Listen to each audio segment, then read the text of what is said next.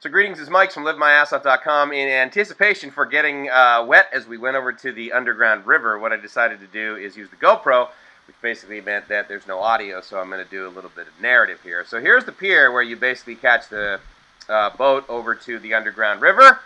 I thought this was a kind of a cool little sign. Take nothing but pictures, leave nothing but footprints, kill nothing but time, and keep nothing but memories. And that sounds pretty good.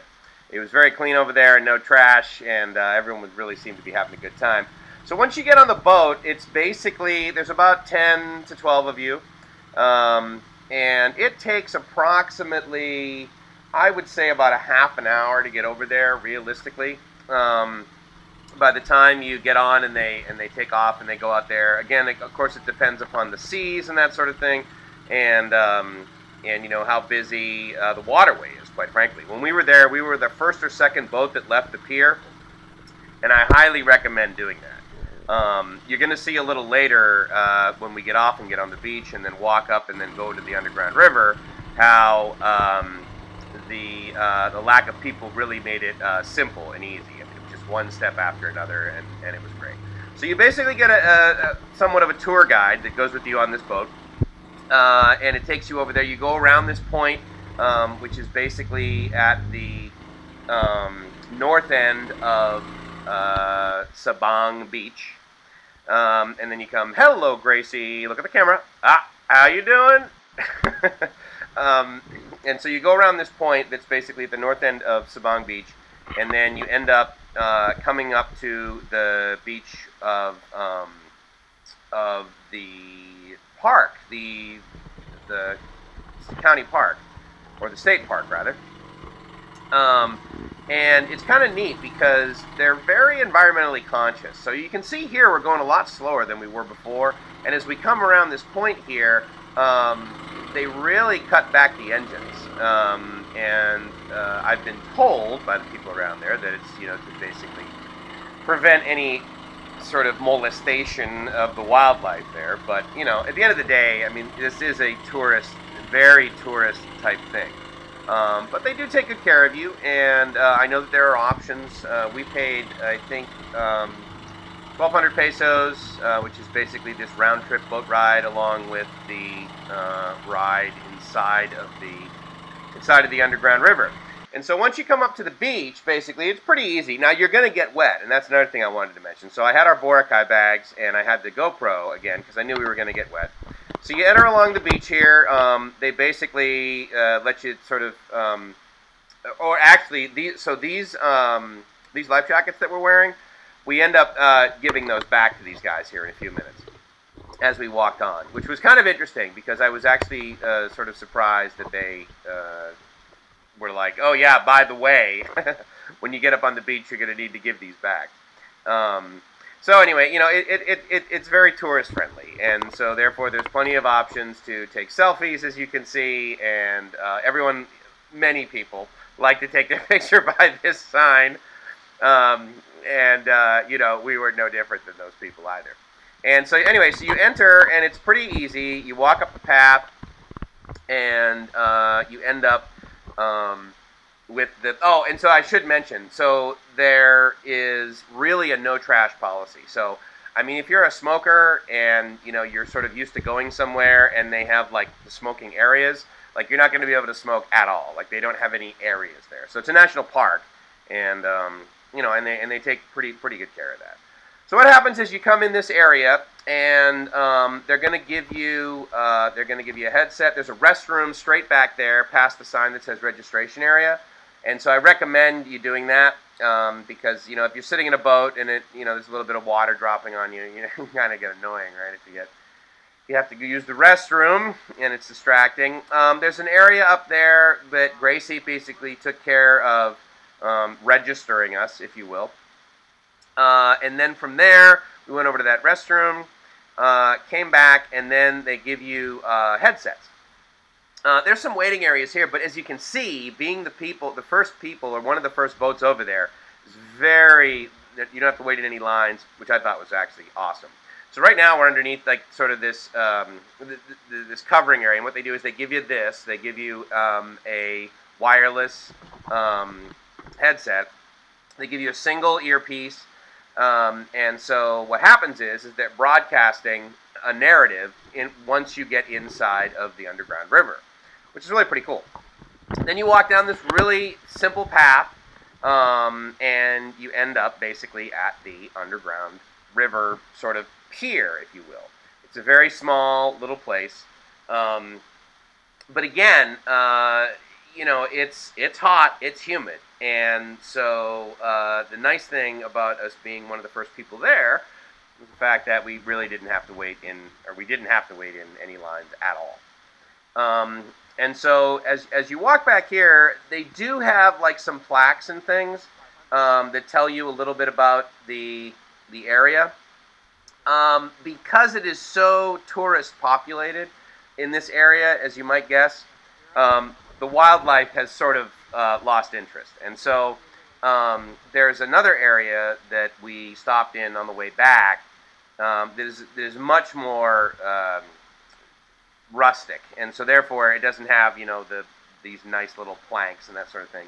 But the cool thing is, because of that, there's animals everywhere, and we saw this monitor lizard that I swear it was probably almost as big as Gracie.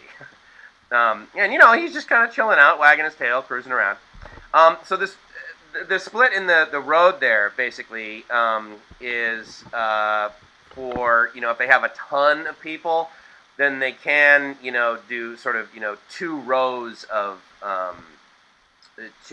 little boats that go there, and it's just, there's no motor, obviously. It's all just oars and everything. So they give you hard hats, as you can see, so to protect you when you go into the underground river, and it allows you to look really silly.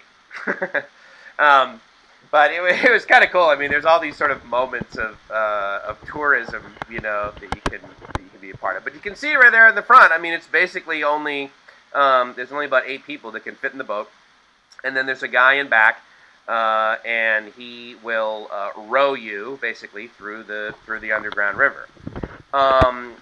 And it didn't take us very long to get through this. But as you can see, I mean, it's not like you walk into a dock into a boat. So I did want to sort of give the heads up that, yes, you should probably wear flip-flops, but you may or may not lose them when you step in this water. It's not really like gooey muddy underneath.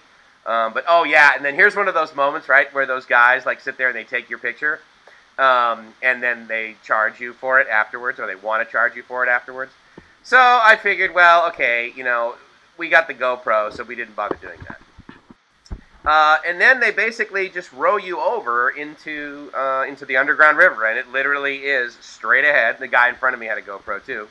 The ocean is off to the left there. However, this is not a tidal river, so because of various storms that they've had throughout the years in the Philippines, as I showed off there to the left, if you were to go past that tree, then it's basically open ocean. However, there's like a sandbar in there, so the water can get a little stagnant. I can tell you, though, that it doesn't smell, and there was a really nice breeze as we were going in. But this is our guide behind us, and as you can see on his head, he's got a LED lantern that he turns on. Additionally, if for whatever reason your headset dies, he's got like a speaker there by his feet, and it's basically playing the whole narrative of what's happening as you're rowing through there. It's in English. I do not know whether it's available in other languages. There were some settings on it, and they push a few buttons.